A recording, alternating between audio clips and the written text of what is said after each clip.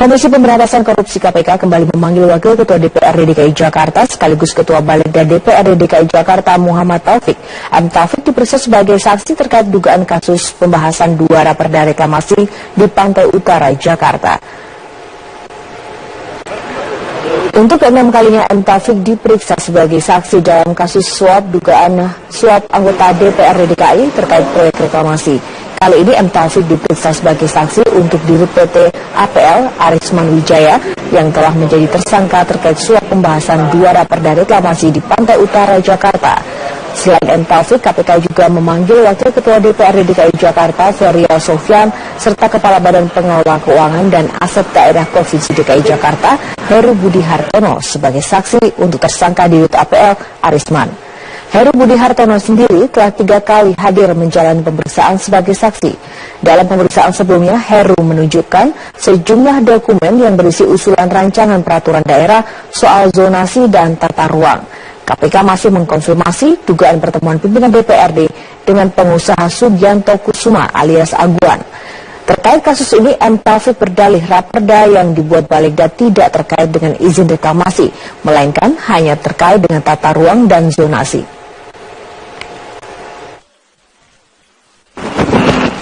Pelaksanaan sama izin reklamasi, karena perda itu perda tata ruang, bukan perda izin.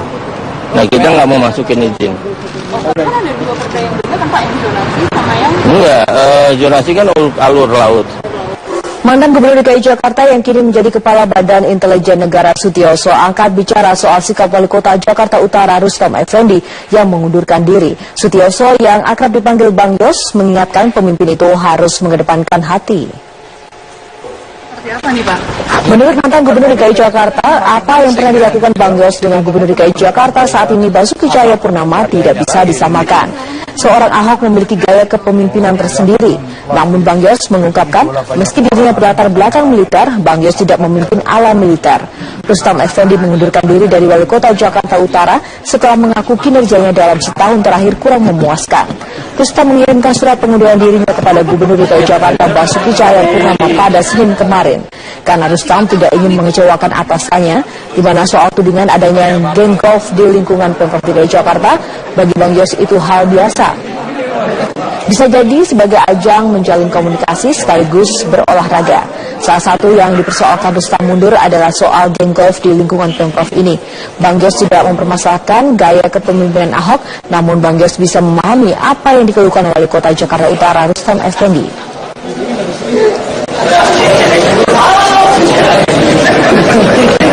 Karena dia merasa didukung banyak orang, jadi dia merasa pantas Pak, ya jumawa Pak dengan pernyataan seperti itu Pak. Kota itu kan level sudah eselon sudah cukup atas lah ya gitu levelnya ya. Ya pasti ada sebabnya dia melakukan itu kan, itu patut kita evaluasi gitu kan. Karena itulah pendekatan lain, kalau saya kan saya dekati hatinya gitu, anak buah saya itu adalah keluarga saya gitu. Kalau salah saya marahi gitu. Tapi kalau benar ya saya harus puisi gitu. Kalau kerjanya baik itu aja reward and punishment di manapun selalu saya terapkan. Sekarang dipin aja Pak, ada orang Pak maki-maki dan tidak pernah, karena itu cara kepemimpinan memang gaya saya seperti itu. Walaupun saya militer dari Kopassus, tidak berarti saya sembarang nempeleng orang maki-maki orang, aku nggak kayak begitu kan. Sekali lagi ini kan gaya masing-masing.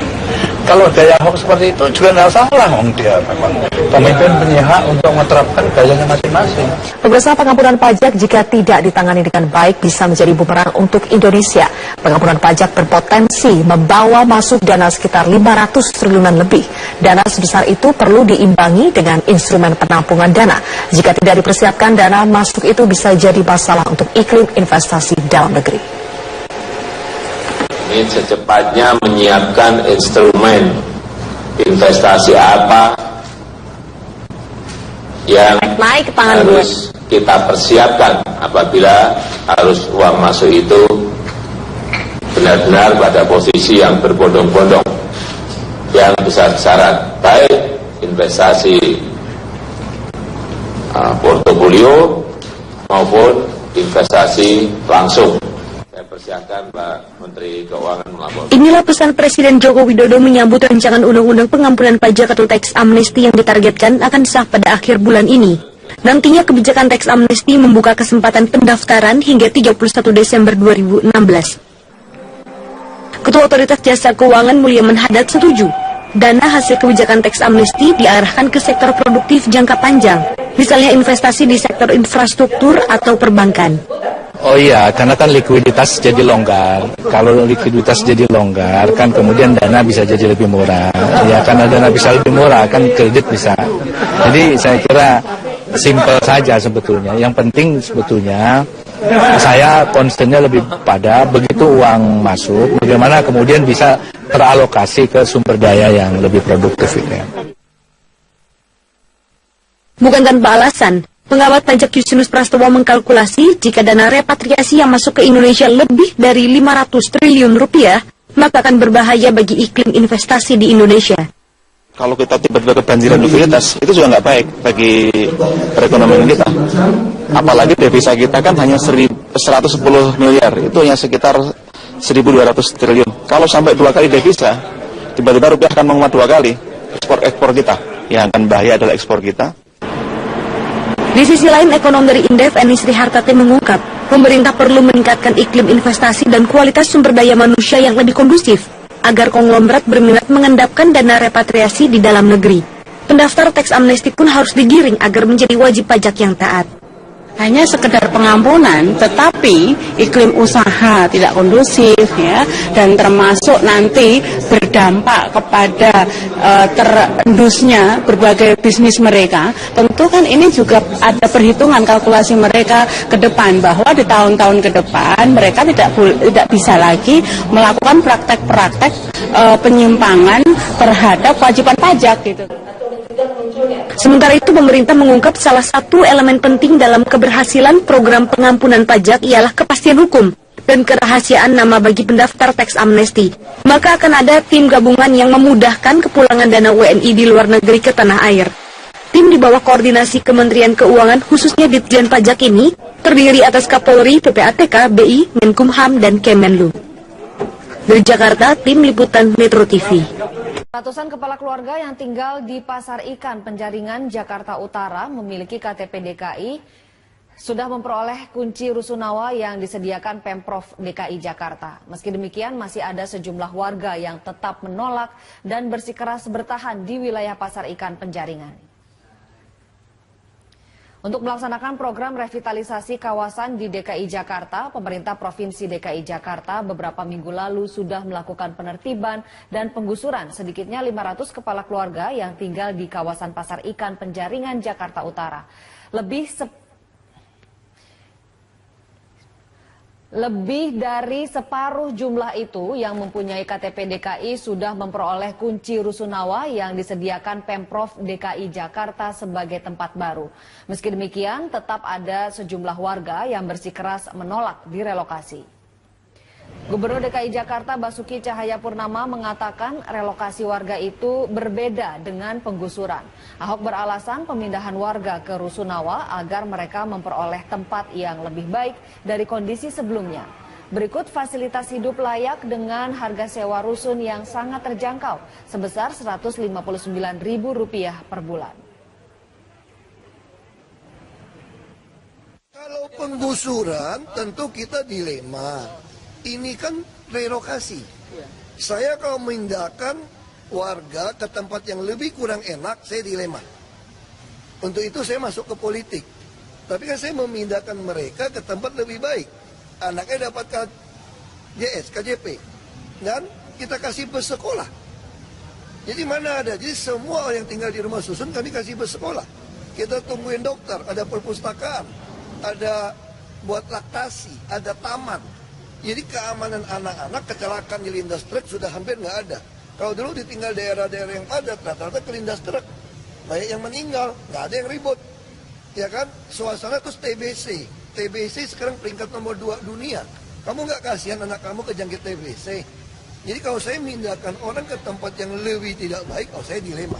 Nurani saya nggak bisa terima.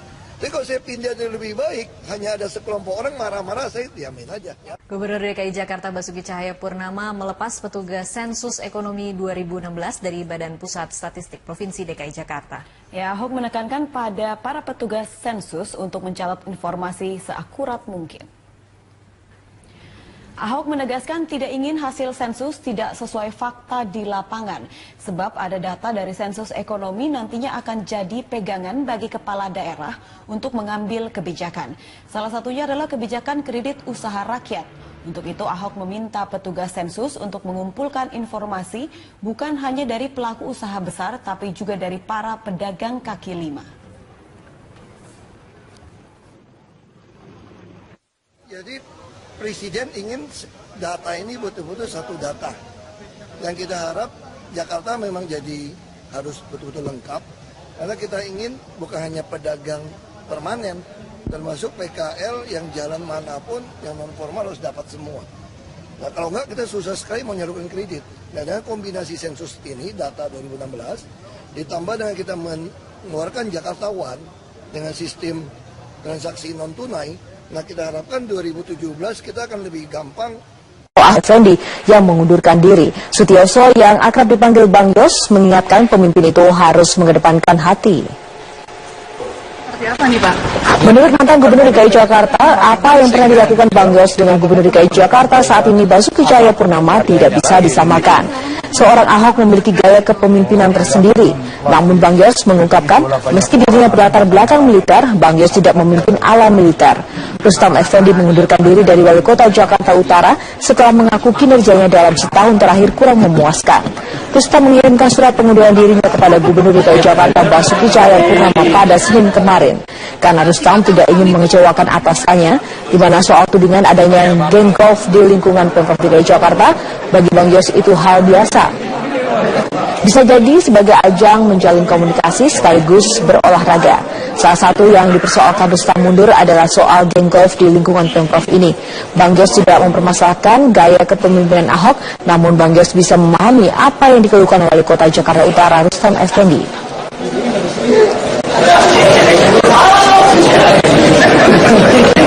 Karena dia merasa didukung banyak orang, jadi dia merasa pantas Pak, ya jumawa Pak dengan pernyataan seperti itu Pak. Kota itu kan level sudah eselon sudah cukup atas lah ya gitu levelnya ya. Ya pasti ada sebabnya dia melakukan itu kan. Itu patut kita evaluasi gitu kan. Karena itulah pendekatan lain. Kalau saya kan saya dekati hatinya gitu. Anak buah saya itu adalah keluarga saya gitu. Kalau salah saya marahi gitu. Tapi kalau benar ya saya harus puisi gitu. Kalau kerjanya baik. Itu aja reward and punishment di manapun selalu saya terapkan. Sekarang dipin aja Pak.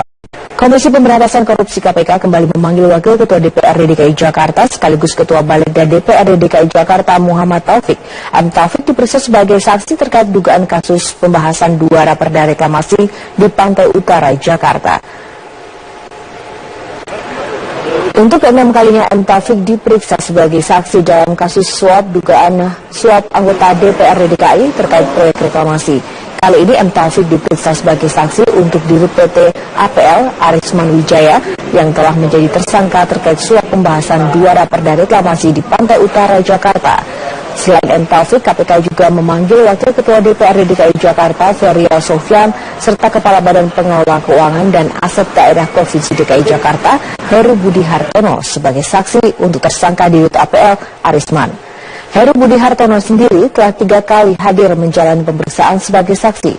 Dalam pemeriksaan sebelumnya, Heru menunjukkan sejumlah dokumen yang berisi usulan rancangan peraturan daerah soal zonasi dan tata ruang. KPK masih mengkonfirmasi dugaan pertemuan pimpinan DPRD dengan pengusaha Sugianto Kusuma alias Aguan. Terkait kasus ini, M. Taufik berdalih raperda yang dibuat Balegda tidak terkait dengan izin reklamasi, melainkan hanya terkait dengan tata ruang dan zonasi.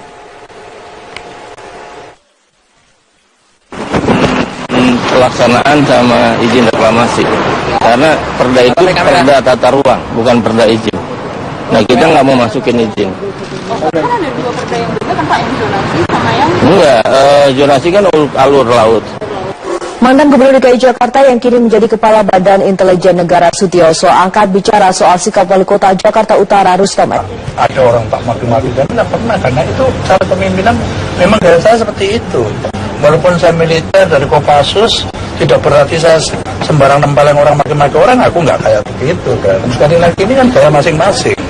Kalau gaya Ahok seperti itu juga nggak salah, dia memang pemimpin punya hak untuk menerapkan gayanya masing-masing. Pemirsa, pengampunan pajak jika tidak ditangani dengan baik bisa menjadi bumerang untuk Indonesia. Pengampunan pajak berpotensi membawa masuk dana sekitar 500 triliunan lebih.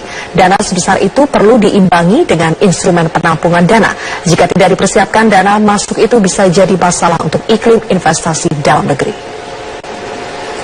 Ini secepatnya menyiapkan instrumen investasi apa